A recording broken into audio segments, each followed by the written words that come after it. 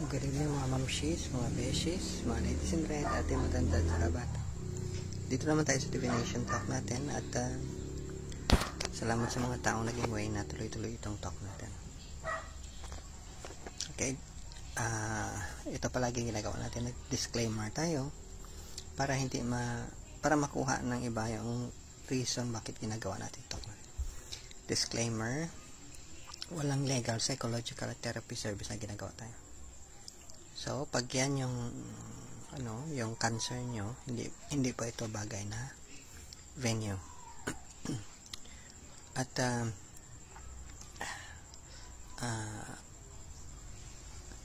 ang talk na to is para sa isang audience lang in-expect natin. Kung dumami man, salamat.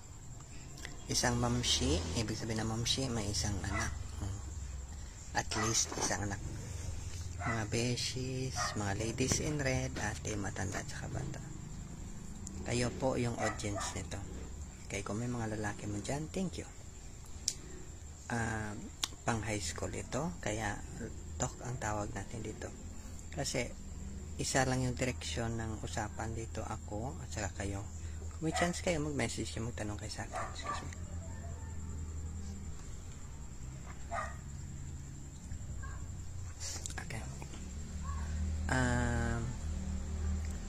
Pang high school, ibig sabihin pang masa, popular ito.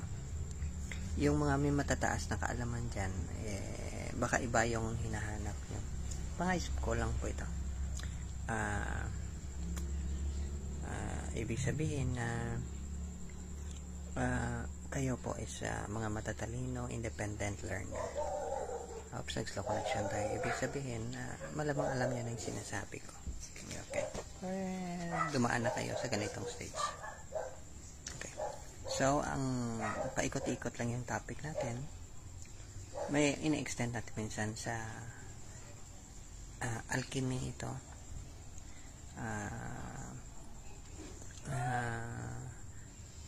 Sacred arts.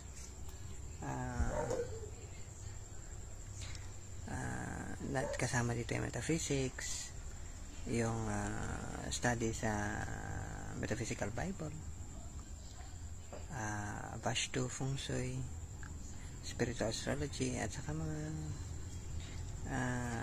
tarot meditation. Kasama na yung iba. Okay. Kasi ang purpose natin, para mag-evolve yung totality natin as a whole. Pero soul yung ginagamit natin word. Spirit soul. So, last time nag-talk tayo tungkol sa yung mga elevated souls.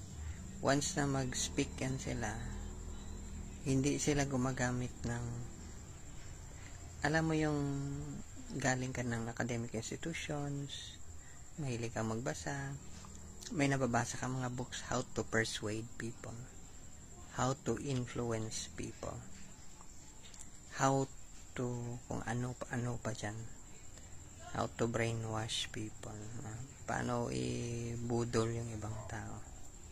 May mga tayong nabasa. So ngayon, the way tayo, the best salesman in the world, the way tayo mag-speak is parang ganun. Yung parang sales talk natin. Pini-PR, may na marketing. Okay, so ganun yan. So, anyway, palagi niya naman makikita yan. Parang sa social media na yata. Social marketing ang tawag dyan. So, to some extent, iniiwasan natin yan. Kasi, naniniwala tayo na yung pagiging direct, yung alam mo yung pasensya na sa word na gamitin ko, bullshit aside, yung ganun yung sinasabi nila, wag nang yan minsan yung problema, yung habang nagsasalita siya, umiikot yung isipan mo hanggang sa matuliro ka, hindi mo na alam. Kaya nga sabi na bibili ka ng item, hindi mo naman kailangan. Ganon yan. Katulad yan, tinda siya dyan ng credit card sa'yo. Anyway, maliit lang naman yung interest. Pero actually, ini-encourage kanya mangutang ng mangutang. Buti sana kung malalaki talaga yung ano mo, kahit na. Okay. Ganyan. Foot on the door, tailgating, ano pang tawag dyan. Okay. Pero yung sa atin, iba yung approach natin. Yung sa atin is, yung sa atin maging simple lang sana, maging direct. Kung sa mga chika-chika pa sa Metaphysical Bible, excuse me,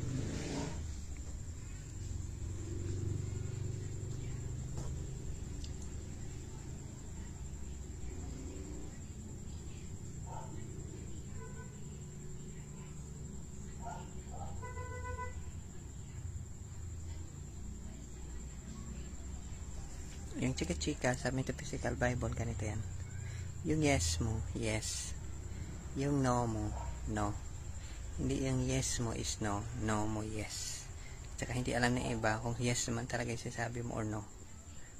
Ganon yan. So, sana iniwasan sana natin yung ganong mga ideas. Okay.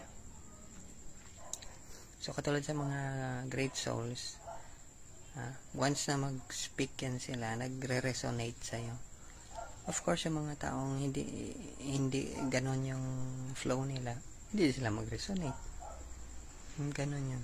Alam mo yung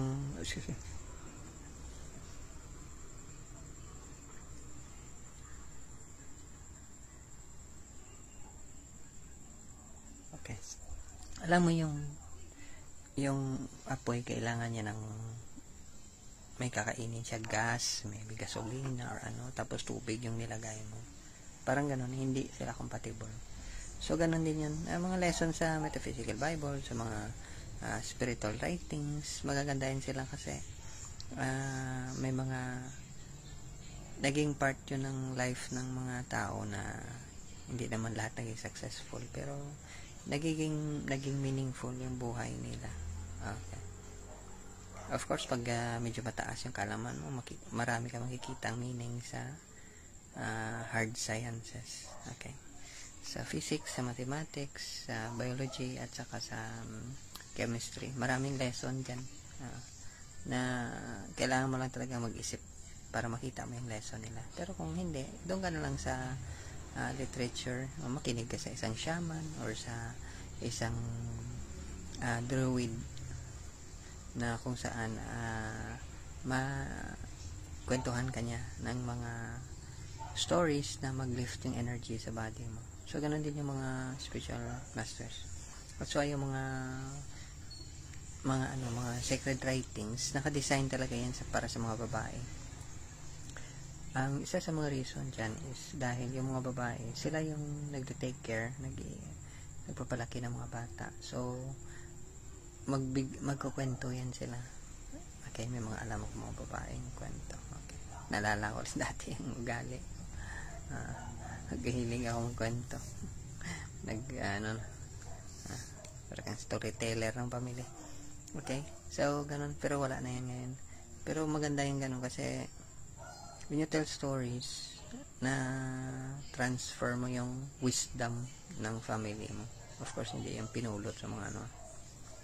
So, ganun yun. Kasi ang mga stories na yan, especially ng mga shamans at saka mga druids at saka mga spiritual teachers, mga rishis tawag sa kanila, is mga lessons yan, mga spiritual lessons sa spiritual science na na-learn nila na mag-benefit yung next generation.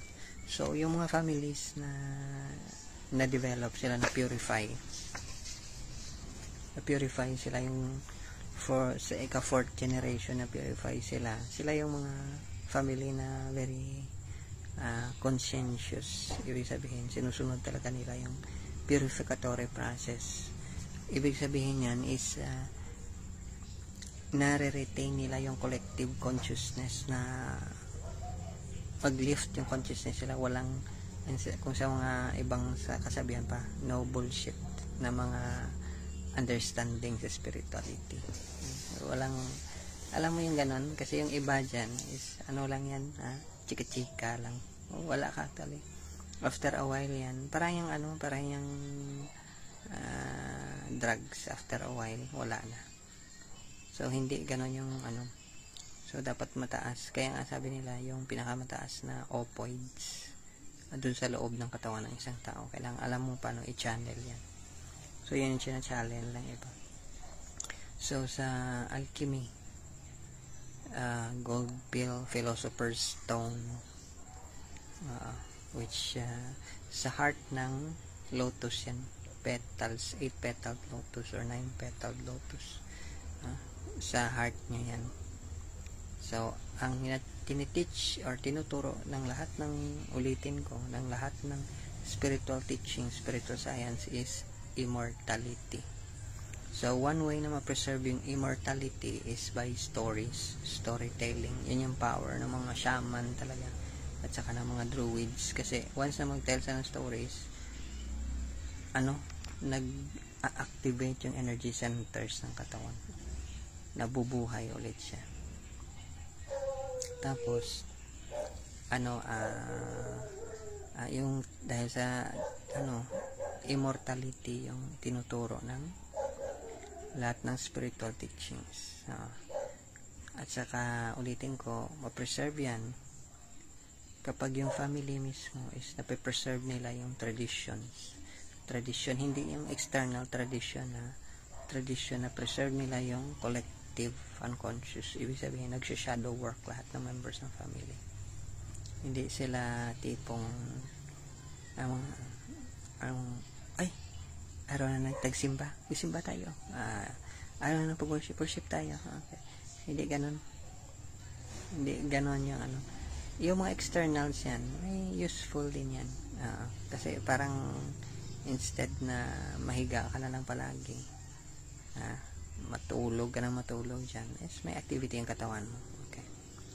Pero, yung mga develop talaga ng soul, kahit matulog buong araw yan, ayan nga sa kasabihan sa Bhagavad Gita or sa mga Vedic literatures na wala yan sila.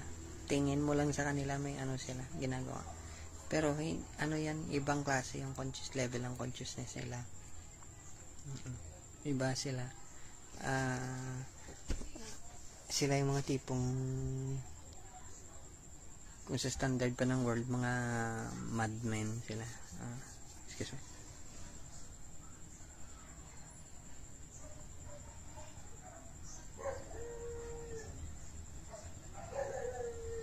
Sila yung tawag natin dito sa kanila, sila yung fool's card.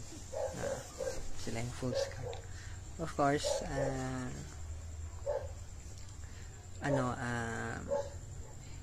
dahil nakukonektan natin yung card, again, family yung purpose yan.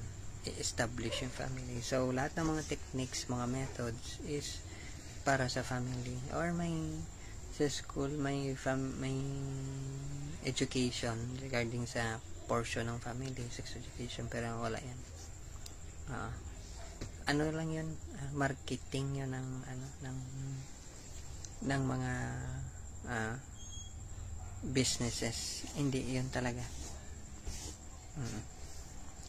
Parang yung Green Revolution, tinake over ng business institutions as if nag-Green Revolution sila.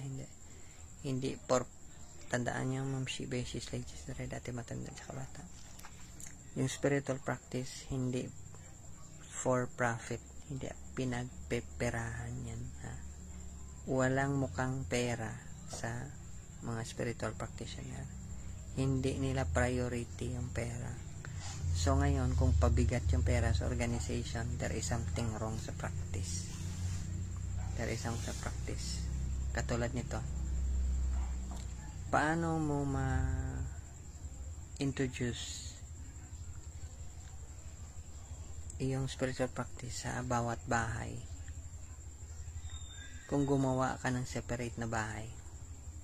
Hindi mo yan magawa. Kasi ang mangyari, tanggalin mo sila sa bahay nila, ilagay mo sila sa bahay mo. Ganon yung mangyayari. Hindi yun, impractical na yan. So, yung way dyan is sa bawat bahay may nagpa-practice. Pinupuntahan lang ng master. Excuse me.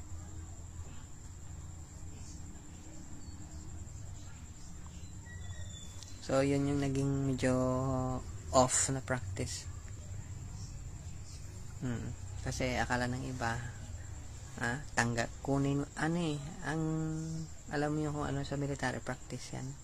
Parang hamletization. Hina-hamletize mo sila. Tanggalin mo sila sa environment na kung saan sila. I-isolate mo sila, i-separate. Ilagay mo sa monastery or some place na kung saan sila mag-worship. Ano yan? Military technique yan. Tactical and strategic yan.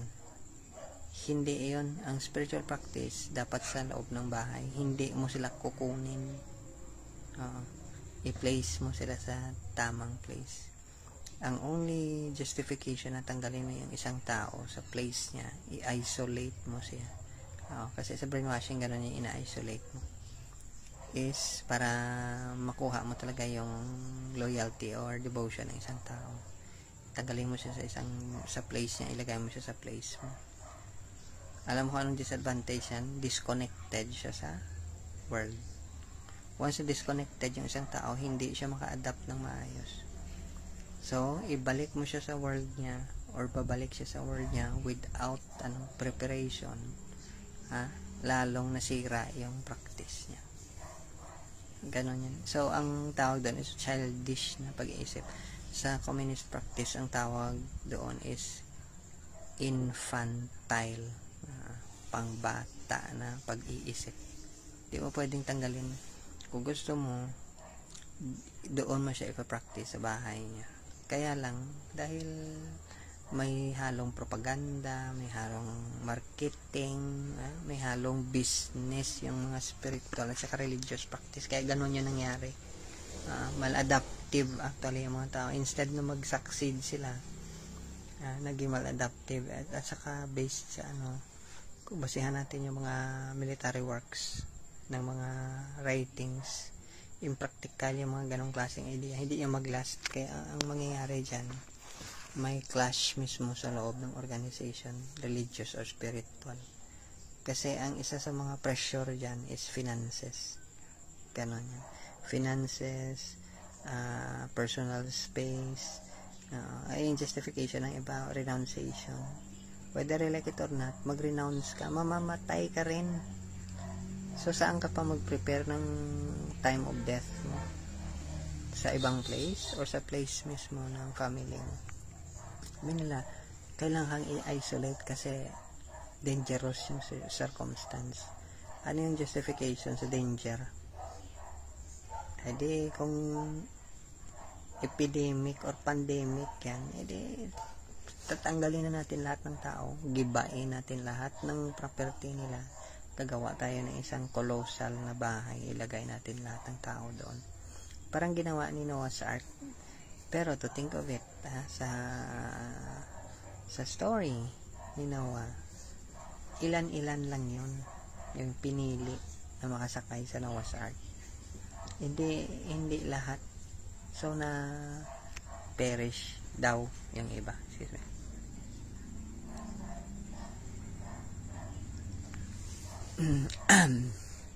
So, mga mamshi, mga beses, ladies na rin, dati matanda sa kabata. Start at home. Kasi may isang prophecy ha. Ibig sabihin ng prophecy is vision din in a way. Tapos yun yung isa sa mga mission. Kasi yung prophecy is self-fulfilling yan. So ang prophecy mo, which sometimes to ironic, minsan nga yung prophecy na yan kasi para hindi ma-practice na maayos ang mga nag-ano ng prophecy. Minsan kung hindi ka member ng organization, parang masama yung effect sa'yo. Yung vision dyan is every family mag-practice ng spiritual life nila. Now, to think of it, sa thinking process mo, paano mo i-encourage ang families na mag-practice kung i-isolate mo sila? Magiging prisoner sila. prisoner of war, spiritual at saka material warfare, ganun. Paano sila maging equip, maging adaptive kung isolated sila? Yung isolation pa naman, technique pa naman yun sa sa warfare at saka sa brainwashing. Walang idea yung iba nun. Ina-isolate mo lang yung individual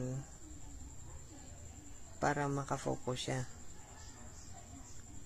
pero hindi yun long lasting, hindi yun permanent. Yun yung side setback ng mga practice. I-isolate mo siya, tapos para mo siyang tinanggal sa family niya, para mong pinatay siya. Kasi mo, kinuha mo yung members ng family nila, pinoses mo. Hindi yan advisable. Ang method talaga, kung gagamitin mo talaga yung worldly way, hindi mo isolate yung tao. Mo siya. Alam mo yung schools, ang technique ng mga schools, bakit lasting siya? Kasi hindi pang matagalan. Madali lang siya, tapos ibalik mo siya. Balik. Parang i-expose mo lang siya. Which alam ng family na hindi mo ginagawang preso yung members ng family nila. Ganon yun. So, kung hindi maintindihan ng members of family yung point of view ng organization saan ka sumama or mga spiritual groups, ibig sabihin mahina yung presentation nila. Bumalik na naman tayo sa sales talk or hindi. Mahina yung nila, disconnected sila actually sa family. Ganon yun. That is why ang doon, ang pinaka-effective kung titingnan mo is family first. Kailangan i-take mo ang family as a whole. Hindi mo siya pag-isolate yung isang tao ng family. Kung iba-iba mo yung religion nila, dapat i-present mo in a way na hindi mag-clash yung principle. Kaya lang yung iba dyan is practice na sobrang fanatic. Alam mo yung sobrang fanatic, tapos hindi mo backslide ka. Tapos nakakatuwa kasi nakikita ka ng mga taong dati fanatic ka, tapos na backslide ka.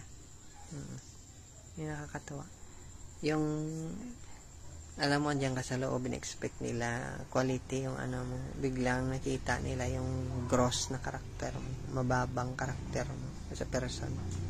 Ganon yan. So yung mga ganon, kung baraw natin yung term sa communism, infantile, pambata, yan. Isolation yung technique, hindi yan yung totoong talaga, yung totoong sa mga Christian practice, discipleship. Hindi ka magdi-disciple na i-isolate mo yung tao o parang kukunin mo halos lahat na lang ng time na mo sa kanya. Hindi. Alam mo yung mga stores, tindahan, wala namang namimilit yan na dapat bumili ka sa kanila, pero dahil yung needs mo doon mo nakikita, lumalapit ka. Ganun minsan yung problema. Wala naman silang mag-gain actually sa totoo lang sa mga ibang religious at saka sa spiritual organization. Lang yan maladaptive behavior. Alam mo yung wala silang friends, naghahanap sila ng friends. Wala silang kakampi, naghahanap ng kakampi. Kaya may daming chismis dyan. Alam mo yung mga ganun, hindi progressive, hindi wholesome. Ganon yung mga practice. So, hindi natin sinabing masama lahat, pero yung sasabi natin is kung yung i-base mo sa hierarchy of needs sa pakababa, so parang minsan comical kasi yung pinipresent sa iyo is mataas na philosophy. When it comes to worldly philosophy, bagsak. Ganon. Kung mataas ka, kaya na sinasabi ko dati, hindi pwedeng tumaas yung grade 1 sa grade 2. Kung mataas ka talaga, yung grade 2, may mastery yan ng lessons ng grade 1. Hindi pwedeng pabalik, paatras. So, ibig sabihin yan, kung yung tinuturo sa iyo, religious o spiritual, mataas talaga, may mastery yun sa mababa. Ang problema doon sa iba, which manotice mo naman, siguro iba dyan na trauma, may mga kakilala ko. Pag tinignan mo, mas malala pa sila sa taong walang religion or spiritual practice. Mas malala. Nakakatuwa nga. Parang mga robot mag-isip. Tapos, pag medyo parang trend na pag medyo na sidetrack siya, pangit yung makita mo. May mga criminal activities yung iba dyan. So, ganun yun. Nakakalungkot minsan kasi hindi mo in-expect sa mga ganong klaseng tao. Anyway, balik tayo sa talk natin. Yung isang energy center pala is yung stomach. Okay. So, yung stomach na to, alam mo naman ng stomach, siya yung unang mag-digest. Of course, sa bibig, kakainin mo. Okay. Pero yung stomach, yun yung next. Okay. So, yung nangyari sa stomach is, ganito yan. Ang mga person na na-develop nila yung energy ng stomach nila, energy center, yung na-identify nila correctly yung addiction nila. May tinatawag tayong physical addiction, bodily addiction, emotional addiction, intellectual addiction, at saka spiritual addiction. Alam mo yung mga in connection sa persons, yung mga loved ones natin, kahit na mga religious leaders, spiritual,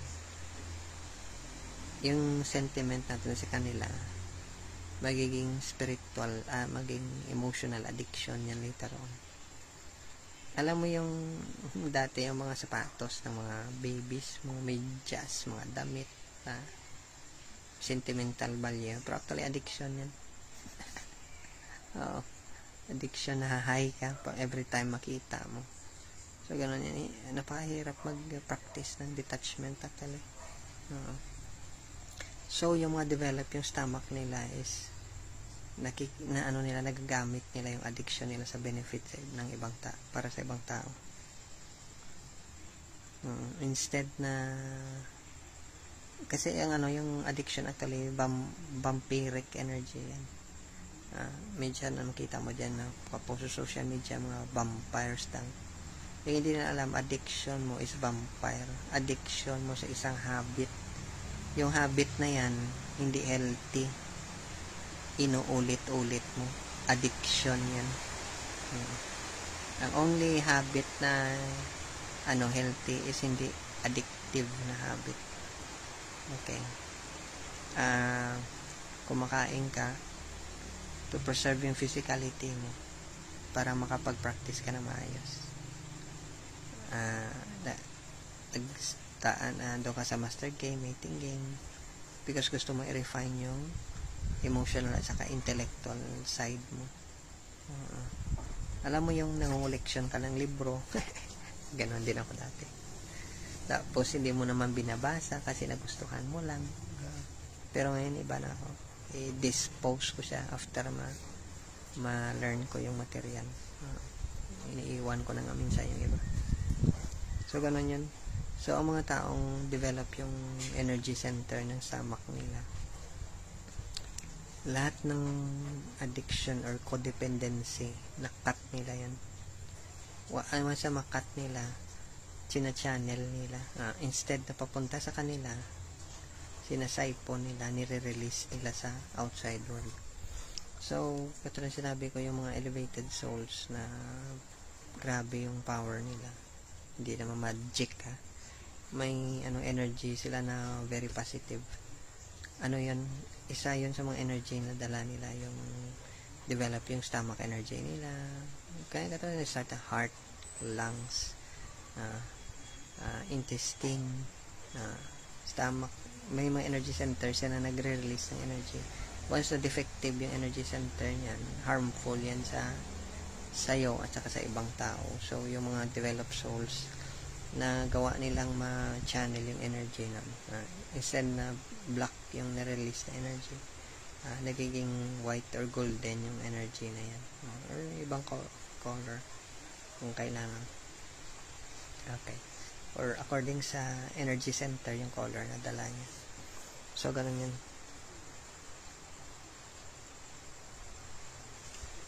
Okay, so check muna natin yung material natin na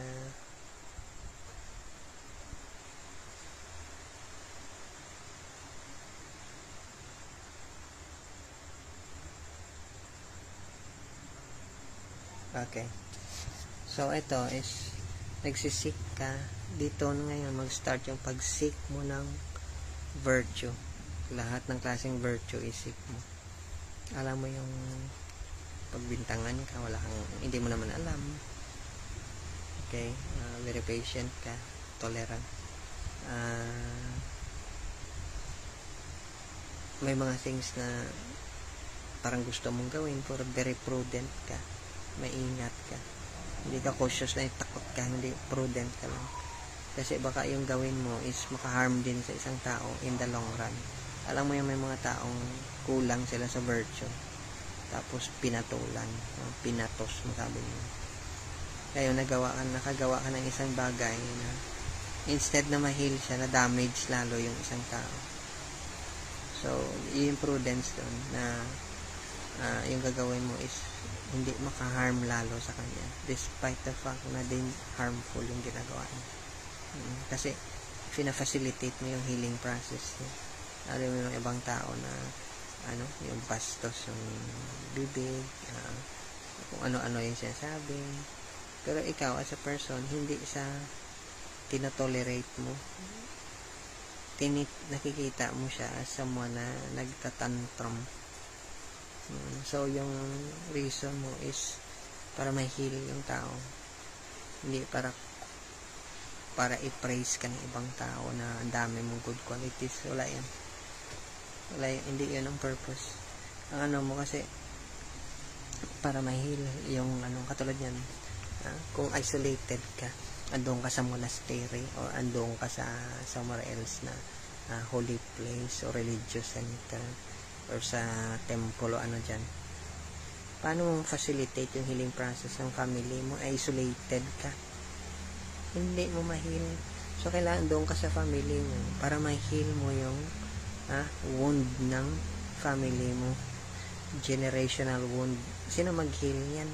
Alangan naman i-heal yan ng spiritual master mo, mentor or coach mo, yung family mo, kasi may hinihil din siya na family niya. Hindi, bakit i-shoulder niya yung So ngayon, i-guide ka lang niya, i-demonstrate mo or practice mo sa family mo. Ganon yan para ma-heal. So once na ma-help mo ma-heal yung family mo, mag-lift yung spirit ng including yung mga ancestors mo. Kaya nga 4 generations ang kailangan mo. So kung mag-umpisa sa'yo, ibig sabihin sa anak mo, sa anak-anak ng anak mo, at saka sa anak na anak ng anak mo. Ganon yan. Oo, ganon siya katagal. So hindi easy. That's why yung mga stories minsan, mga long-lived yung para mag-guide sa members ng family nila. So ganon yung idea. So ang minsan impractical yung idea na na-isolate ka. Visit lang. That's why yung mga stories sa mga ancient times, may certain time lang na nagstay sila sa place ng spiritual master, mentor, coach nila, or may certain place na kung saan sila nagstay, tapos uuwi yan sa bahay nila for good, kasi maghanap din ng bait yan. Okay, so gano'n yan. So again, ulitin ko, once na ma-activate yung energy ng stomach, doon mag-start yung healing ng codependency at saka addiction mo in any form, including kain. Okay, so ganun yun. So anyway, mga benches ay disarete matanong sa kabata, isa ito sa mga things na kailangan ma-master mo, kasi ang pag-evolve ng conscious, ng awareness or spirituality mo is dapat yung lahat ng energy center ng katawan mo, which nakatago yan sa mga internal organs mo, including sa balat mo, is dapat siya, ma-refine siya. Kasi kung hindi, ang purification mo, benefit din ng family mo, benefit din ng mga ancestors mo. So, kung i-isolate mo self mo, wala silang benefit para mo nilang kinat yung lineage ng family mo. That's why andyan ka. That's why may mga anecdotes sa mga spiritual writings, religious writings na dapat sa family mismo. Family first. So, balik tayo sa original story ng Garden of Eden, family first. Yun yung mission ni Master Christ niya, which ewan ko lang kung na-fulfill na. Okay. So, kailangan niya bumalik ulit, sabi niya, because kailangan i-restore yung family. Okay. So, kayo sa bahay yung practice under sa guidance ng spiritual master, mentor, at saka coach. Okay. So, minsan napakahirap yan, pero mas better yan. Nandun ka sa somewhere else na para mo na rin nakalimutan yung mga taong supposed to be mag-benefit sa practice mo. Okay, so salamat sa time nyo. I hope sa may napulot kayo. Ma'am Shibe sa tamatan sa kabata. Okay, sana sa mabuti lang tayo at see you next time sa susunod na talk natin. Okay, thank you.